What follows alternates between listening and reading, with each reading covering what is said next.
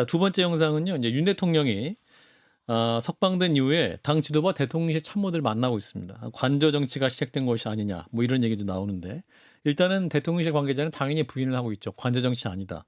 아, 당연히 또 이 윤 대통령 행보에 관심이 가져지는데 일단 영상을 보고 이어갑니다.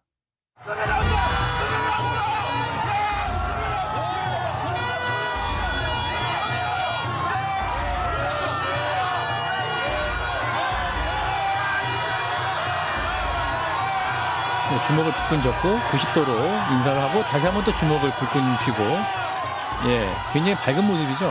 예. 일단 어제 나오시면서 하신 말씀 중에 이제 많이 배우셨다. 특히 이제 과거에 이제 구속되셨던 분들 얼굴이 많이 떠올랐다. 그리고 제가 기도문을 드려서 기도문 가지고 매일 아침 기도 생활하셨다.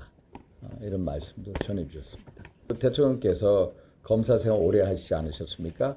근데 친한 분들 예를 들어서 김종원 그 실장님하고 되게 친하신 분이에요. 같이 이제 옥고를 치르면서 이 구속 기소의 어떤 문제점을 이렇게 생각을 많이 하신 것 같아요.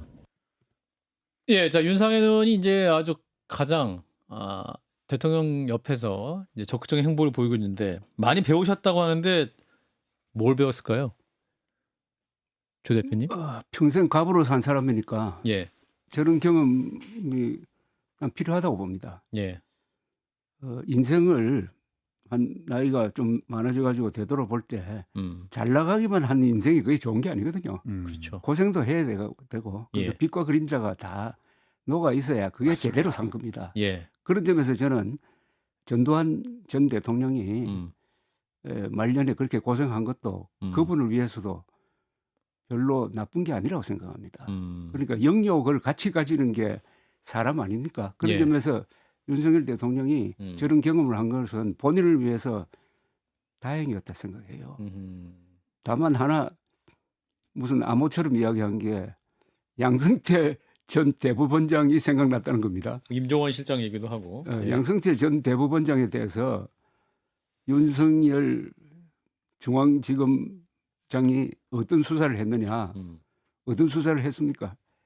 전직 대법원장을 우리나라 역사상 처음으로 구속 기소를 하고 그 서류가 한 트럭분이었다고 그래요. 예, 10만 페이지를 넘었답니다. 예, 그리고 결과는 1심에서 47개 혐의일 겁니다. 47개 혐의가 전부 무죄가 됐습니다. 아하, 바로 1년 전입니다. 예, 그것도 연세가 70 넘은 분이 또 재판받다가 이분이 폐암에 걸렸어요. 아, 그랬군요. 그러면은 양승태 대법원장을 떠올렸다면은 그게 내가 무리한 윤석열 대통령의 하수인이 돼가지고 무리한 수사를 했다 하는 데 대한 반성의 뜻으로 그렇게 한 것 아니냐 하는 그런 느낌이 듭니다. 반성도 있고 또 본인에 대한 판단을 할 재판부 혹은 법원에 대한 메시지를 좀 전하려고 한 거 아닌가요? 나 그날 그 어떤 판사들을 구속 기소하고 대법원장까지 구속 기소했던 지난날에 대해서 좀 반성하고 있으니까 앞으로는 헌재의 판단도 참작해 달라. 뭐 이런 메시지 아닙니까? 뭐 의도는 몰라도 반성하고 있으면 좋은 거죠. 반성 좋은 거다. 이긴 최고. 저는 박재홍 앵커님의 말씀에 동의를 하는 게 예. 양승태 대법원장의 47개 혐의가 모두 무죄가 났다라고 하는 것은 무리한 수사였다라는 방증이거든요. 근데 그걸 굳이 윤상현 의원을 통해서 전언했다라고 하는 것은 그냥 마냥 내가 배웠다라는 게 아니라 지금 헌법재판소의 이 탄핵 심판도 나를 향한 무리한 수사 그리고 나를 향한 무리한 심판이다. 이번 구속도 마찬가지다. 그러니까 나는 양승태 대법원장처럼 나는 그때 당시에 사실 잘못했지만 마찬가지로 무혐의로 다시 거듭날 것이다라고 간접적으로 메시지를 주는 것과 다름이 없다고 저는 판단을 하고 전 사실 저 구치소에서 나오는 걸음을 보고 전 대통령 취임식인 줄 알았어요. 그 정도, 그러니까 당선 후. 예, 당선 후의 어떤 모습 저 대단히 잘못된 거거든요.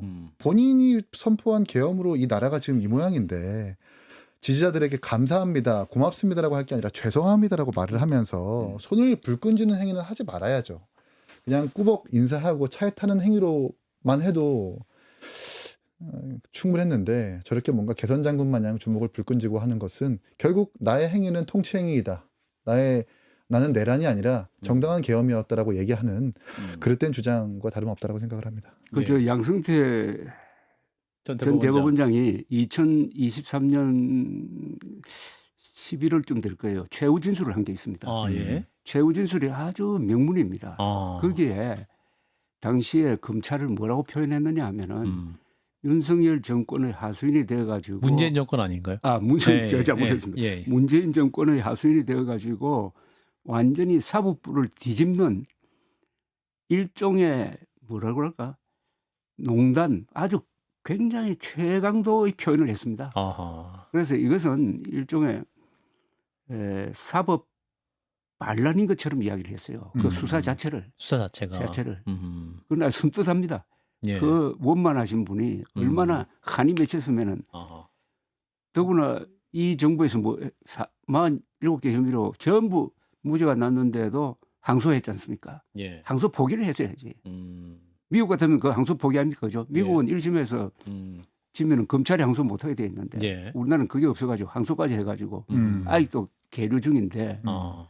양승태 대법원장에 대해서 뭐 좋은 일 하나도 한 적이 없는 사람 아닙니까? 이분이. 그렇죠. 예, 그런 부분에 대한 것도 다시 좀 말씀해 주시니까 암호 같았다라는 것이 좀 해석이 되고. 자, 이런 가운데 이분이 이제 석방된 다음 날에 권영세 비대위원장, 권성동 원내대표를 초대해 가지고 30분가량 차담을 했어요. 차를 마셨고. 그러면서 또 정진석 비서실장, 신원식 국가안보실장 등 15명의 참모들과 떡만둣국을 먹었다고 하는데, 이 관계자는 참석자 몇몇 보면 사실상 이 수석 비서관 회의다, 수보 회의다, 뭐 이런 표현을 했었습니다. 이거 사실상 관저 정치 아니냐, 맞지 않습니까? 근데 관저 정치를 누가 하느냐는 겁니다. 그래서 예. 제가 자꾸 이 표현을 제가 되살리는 것도 예. 내란 우두머리 혐의자 아닙니까? 그러니까요. 내란 우두머리 혐의자가 관저 정치를 하고 현직 비서실장, 현직 안보실장을 불러가지고 뭐 같이 밥 먹었다. 예. 이 문법이 이상하지 않습니까? 과거에 이런 적 없습니다. 예. 노무현 대통령이나 음. 박근혜 대통령이 거의 외부 인사와 안 만났잖아요. 탄핵 심판 탄핵 결정 나오기 심판 전까지. 기간 중에는 예. 그분들이 내란 혐의자 아니었잖아요. 그렇죠. 그런데 지금 한국 언론도 국민들도 이 문제에 대해서 아주 무디어져 버렸어요. 그렇죠. 이 내란이라는 데에 대해서 무디어져 버렸어요. 너무나 정치화됐어요. 예. 그리고 진영 논리에 빠졌어요. 그렇죠. 그래서 이게 저는 위험하다고 생각합니다. 예. 요사이 아주 유명한 법학자들이 나와가지고 예. 여러 가지 소신을 밝히는데 네. 제가 가만 보니까 평소의 사람이 아니에요. 아하. 완전히 그동안 주장했던 걸 뒤집어가지고 진영 논리에 따라 이야기하더라고요. 그 학자라는 게 항상 진리를 기준으로 해가지고 하나의 나침반 역할을 하는 분들이 좌로나 우로나 치우치지 다 않고. 흔들려 버려요. 흔들려 버리니까 지금 내란 우두머리 혐의자가 이런 식으로 관저 정치라는 이야기를 들을 정도로 해도 거기에 대한 비판의 강도가 너무 약해요. 너무 약하고 위기감을 느끼지 않는 것 같아. 이건 정말 언론계 대선배님이 언론을 향해서 좀 큰 고언을 해주 그 반성이 되네요, 사실은. 이거 언론도 제대로 그냥 큰 문제 없이 관저 정치 이거 그냥 쓰고 있는데. 뉴욕타임스 같으면요. 예. 반드시 내란 우두머리 혐의자 윤석열 대통령 이렇게 씁니다. 예. 요 앞에를 꼭 붙입니다. 예. 꼭 붙여요. 자, 이기인 최고. 관저 정치는 사실 탄핵된 대통령은 할 수 있죠. 노무현 대통령은 사실 사안이 굉장히 좀 경미하고 가벼웠기 때문에 탄핵된 이후에 기자들도 만나고 등산도 가고 뭐 고건 총리 불러가지고 사면법 개정에 대해서 이렇다는 이야기도 하시고 그랬고, 박근혜 대통령은 사실 본인이 직접 외부와의 접촉을 극히 꺼려했습니다. 사실 두 사람과 윤석열 대통령의 사안을 비교할 수는 없겠지만 윤석열 대통령은 조 대표님 말씀하신 것처럼 내란 우두머리 한 나라의 근간을 흔드는 혐의를 받고 있는 사람인데 예. 비서관 회의 마냥 모든 이 어떤 정부의 관료들을 다 불러가지고 떡만둣국 먹을 때냐, 이런 부분들은 분명히 비난받아 마땅한 것 같습니다. 그래서 지금 윤석열 대통령 석방된 다음에 나오는 행동과 예. 윤석열 대통령의 지지자들 행동, 그다음에 국민의 힘이 하는 헌재에 대한 압박, 윤석열 대통령 보호 이런 걸 총체적으로 딱 정리를 하면은 이분이 현직에 복직하면은 수틀리면은 제2, 제3의 계엄도 하겠다 하는 인상을 상당히 강하게 남기는 거 아닙니까? 그렇죠. 그런 사람처럼 보이지 않습니까? 예. 그렇죠. 예. 예. 지금도 원래는 대통령실에서 말리지 않았으면 마이크도 잡을 수 있는 분이다. 뭐 이런 얘기까지 당연하죠. 나오는 그러니까 저는 윤석열 대통령도 문제인데 그 투톱이라고 하는 권영세 위원장과 권성동 원내대표가 스스로 절제를 해야 되는 거거든요. 부르면 가지 말아야죠. 내란 우두머리 혐의로 지금 안 가야죠. 이제 막 구속 취소돼가지고 네, 관저로 네. 복귀한 사람 쪼르르 달려가가지고 떡만둣국 얻어먹고 전원해가지고 자꾸 대통령의 메시지를 국민들한테 준다라는 게 그게 옳지 않는 거고 국민의힘 본인들한테도 안 좋은 게 만약에 조기 대선 열리면 지금 구속 취소 이전에는 막 한동훈 대표 북콘서트 열고 사실 조기 대선에 잠룡이라고 하는 사람들의 메시지가 훨씬 더 부각됐는데 예. 구속 취소 이전에는 그런 잠룡들의 메시지가 완전히 없어져 버렸어요. 지금 윤석열 대통령에 대한 보도가 줄을 이루고 있는 상황에서 예. 조기 대선 열리면 사실 계엄 심판 프레임으로 훨씬 더 강화될 겁니다. 예. 이게 국민의힘에 너무 안 좋은 거거든요. 요 부분이에요. 사실은 이번 주에 헌재 최종 판단이 있을 거다 예상을 하고 한동훈 전 대표도 이제 국민이 먼저입니다. 책도 출간하고 예. 또 뭐 개혁신당 같은 경우도 뭔가 준비를 하고 네. 이제 어떠한 대선 후보 경선 같은 경우도 이제 미리 좀 하려고 하는 것 같았었는데 네. 언론이 계속 이제 이 윤 대통령의 어떠한 관저의 모습이라든가 이거 계속 중계하면서 이게 다 뉴스가 지금 다 함몰되고 있는 것 같아요. 조 대표님 어떻게 보시는지? 저는 조기 대선이 있을 것이라고 보는데 있다는 걸 전제로 한다면은 예. 윤석열 대통령이 나를 밟고 가라는 그런 제스처를 포지션을 취해야 되는데 지금은 안 그러실 것 나를 같은데요? 업고 가라. 아, 나를 업고 가라. 그러면 이게 무슨 일이 아닌데 이건 아 표현이 너무 완전히 예. 망치는 거지. 딛고 예. 가는 게 아니라 업고 가라. 나를 업고 가라. 그러면은 선거판은 완전히 계엄 찬반으로 나눠질 거고. 그럼요. 그러면 뭐 이미 결론 나온 건데. 예. 더구나 어떻게 보면은 이재명 대표에게 유리한 상황입니다. 지금. 그렇죠. 예. 계엄 우두머리 혐의자가 지금 저렇게 활발하게 활동을 하고 있다. 예. 나는 공직선거법상의 허위사실 공포죄 그거 하나 달랑 걸려가지고 이렇게 고생하고 있다. 이렇게 딱 하면은 예. 먹게 들어가죠. 혐의의 비교가 그러니까 되는 거죠. 한 사람 내란 우두머리 혐의고. 그러니까 이재명 대표를 강하게 비판할 수 있는 근거가 좀 두루뭉실하고 희미해져 버린다고요. 예. 두 사람은 항상 이게 이제 시소 관계 아닙니까, 그죠? 네. 예. 그런 점에서도 불리하고 하여튼 선거판을 망칠 것 같아요. 그러니까 국민의힘이 애초에 선거판을 망칠 것이다. 조기 대선에 관심이 없는 게 관심이 있으면 대통령을 출당하거나 하다못해 박근혜 대통령 탄핵 뒤 8개월인가요? 바로 홍준표 대표가 박근혜 대통령 1호 당원 출당시키겠다. 그래서 탄핵의 강을 건너겠다라고 그렇게 출발을 했습니다. 근데 예. 지금 국민의힘은 대통령과 같이 그냥 침몰하겠다라는 거예요. 계엄의 강에 그 속내를 좀 예. 뜯어서 해석을 해보면 결국 이 윤석열 대통령의 영향권에 있는 조기 대선 사람한테 줄을 서서 다음 당권을 차지하겠다 내지는 다가오는 지방선거에서의 공천권을 행사할 수 있는 그 줄을 서겠다라고밖에 좀 보여줄 수가 없는 거죠. 자 이런 가운데 이제 그 국민의힘이 경선이 시작하면 윤 대통령이 뭔가 텔레파시적인 제스처로 특정 후보를 밀지 않겠느냐. 일각에서는 이미 그 구치소 찾아갔을 때 만약에 조기 대선이 있으면 땡땡땡 후보 밀어야 된다 이렇게 뭐 말도 했다고 하는데 사실은 천하람 이제 개혁신당 대표가 이런 말을 했어요. 윤 대통령 구속 취소로 가장 슬픈 사람 순위를 매기면 1등은 한동훈, 2등 오세훈, 3등 안철수, 4등 홍준표라고 얘기했는데 조 대표님 맞습니까? 한동훈 대표가 가장 슬픈 사람인가요? 지금 상황에서는 그 말이 한 일리가 있는 것 같은데. 그런가요? 일리가 있는데 다만 네. 탄핵 인용된 다음에는 예. 이 순서가 거꾸로 되는 거 아닌가? 인용되면 네, 거꾸로. 그러니까 윤석열 대통령과 가까웠던 사람들이 그렇죠. 본선 경쟁력이 없다라고 알려지면서 그때부터 지각 변동이 생기는 거 아닌가요? 그 경선 구조에서. 그렇겠죠. 예. 예. 그 대통령과 그러니까 가장 합리적으로 생각하면 그게 맞는데 다만 예. 아주 감성적으로 아, 우리가 밀던 윤석열 대통령이 파면되었다 하는 분노를 터뜨릴 때는 또 모르겠죠. 근데 그건 나 오래 안 간다고 봅니다. 그런가요? 조기 대선판이 벌어지면은 어쨌든 이재명 후보를 이길 사람을 뽑자 하는 예. 그런 이성으로 돌아가지 않을까. 다 돌아가지 않더라도 상당수는 돌아가지 않을까. 그러면 지금 순위가 거꾸로 되든지 재조정될 거라고 그렇습니다. 그렇군요. 이긴 최고 지금 이준석 전 대표, 이준석 의원의 방향성은 뭡니까? 지금 아니 그러니까 예전에 이제 뭐 이재명 대표도 박근혜 대통령의 탄핵 선고 이전에 대통령 경선에 출마하겠다라는 기사가 있듯이 예. 포스트 펭귄이 되겠다. 음. 어차피 조기 대선 열릴 것이고 탄핵이 인용되니까 빨리 지도자가 되겠다라는 이제 입장에서 이렇게 나서고 있는 거고 예. 참 천하람스러운 분석인 것 같은데. 아, 분석 별로입니까? 아, 분석 좋습니다. 아, 좋은데 분석 좋아요. 그러니까 2, 3, 4등은 사실 고만고만하고 비슷비슷해 보이는데 한동훈 대표한테는 구속 취소가 좀 치명적일 수 있는 게 아, 그런가요? 구속 취소 전에 막 북콘서트 열어가지고 예. 뭐라고 얘기했냐면 제가 기억나는 부분은 예, 예.